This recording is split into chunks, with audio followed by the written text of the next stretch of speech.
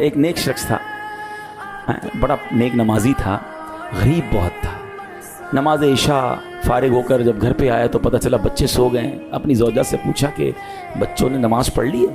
تو کہا بچوں کو کھانے کو کچھ تھا ہی نہیں، رو رہے تھے، میں نے بہلا پھسلا کے بھوکا ہی سلا دیا ہے۔ کہ نماز تو پڑھانی چاہیے تھی، کہ نماز پڑھاتی تو اور روتے، بھوکے تھے، میں نے کم از کم کھانا گھر میں نہیں ہے تو بھوکے سو جائیں، کہنی اٹھاؤ انہیں نماز پڑھانی ہے۔